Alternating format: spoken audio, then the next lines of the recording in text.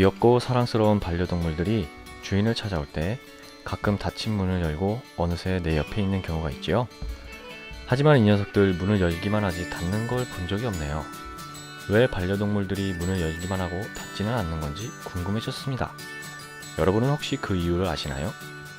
안녕하세요. 옥다리 궁금다리, 궁금해서 찾아보고 알고 나니 알려드리고 싶은 옥다리입니다. 반려동물이 문을 닫지 못하는 이유가 궁금하시다면 구독 버튼을 누르시고 알림 버튼을 누르셔서 옥다리와 함께 해주세요. 앞으로도 좋은 정보를 열심히 찾아서 많이 올려드릴게요. 자, 그럼 이제 비밀을 파헤쳐볼까요? 여러분은 반려동물을 교육시킬 때 어떻게 교육시키시나요? 교육에는 크게 두 가지 방법이 있답니다. 하나는 훈육, 또 다른 하나는 자발성입니다. 훈육은 행동을 제약하는 교육이고요. 자발성은 행동의 적극성을 높이는 교육이지요. 이 둘 중 어느 것이 합리적이고 바람직한 교육일까요? 영상을 다 보시고 댓글로 여러분의 생각을 표현해주세요. 저는 자발성을 높이는 교육이 조금 더 끌리지만 다른 한편으로는 훈육 없이는 또 진정한 교육이 이루어지기 어렵다고 보입니다.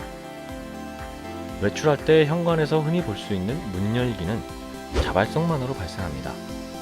어린아이는 말할 것 없고 강아지나 고양이 같은 동물조차 문 여는 방법을 쉽게 배웁니다. 일일이 가르치지 않아도 주인의 행동을 관찰한 뒤 문 열기라는 행위를 자연스럽게 습득하고 실천에 옮긴다는 거죠. 하지만 강아지나 고양이가 나가면서 문을 닫는 걸 본 적이 있으신가요? 있다고요? 응? 네, 가끔 천재견들이 있긴 합니다. 자, 일반적인 반려동물들이 왜 문을 닫는 행동은 배우기 어려운 걸까요? 문 열기는 누구나 자연스럽게 익힐 수 있는 행동인 반면 문 닫기는 사회적 합의, 즉 예의범절에 속하는 행동이기 때문입니다. 즉, 문 닫기는 뇌에 기본적으로 탑재되어 있지 않은 부자연스러운 행동이자 훈육을 통해 배우고 익혀야 하는 행위이기 때문입니다. 문 닫기만이 아니라 장난감 가지고 놀다 정리하기, 식사 후 양치하기 같은 행위들도 마찬가지이지요. 반려동물이 이런 행위를 알아서 해준다면 완전 사랑스럽겠네요. 와우!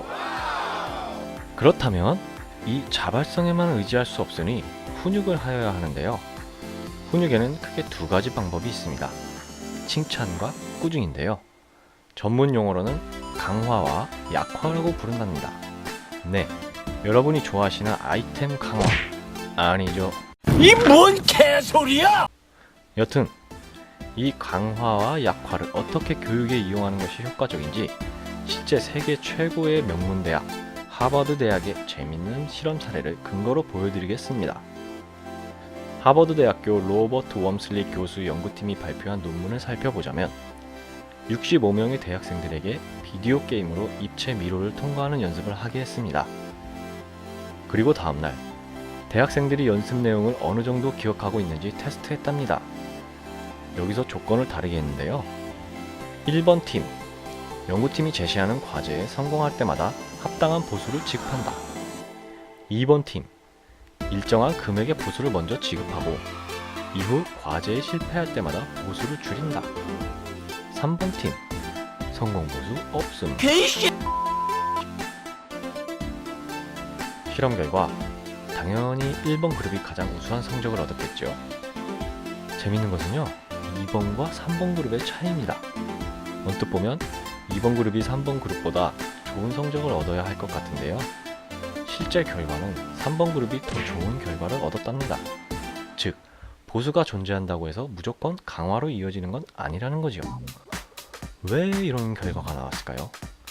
이 점에 대한 핵심 포인트는 과제에 실패할 때마다 삭감하는 돈, 즉 벌금에 있습니다.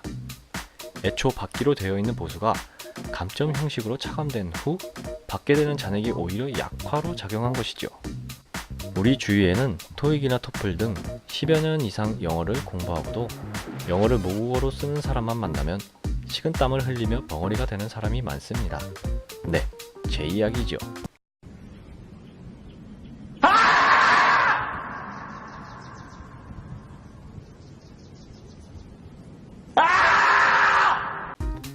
이런 사례 또한 자발성이 관련되면서 모국어를 쓰는 사람은 필요에 의해 영어를 유창하게 잘하는 반면 저처럼 시험을 통한 영어 공부를 한 사람은 실제 영어를 못하는 이유가 여기에서 관련 지을 수 있겠네요.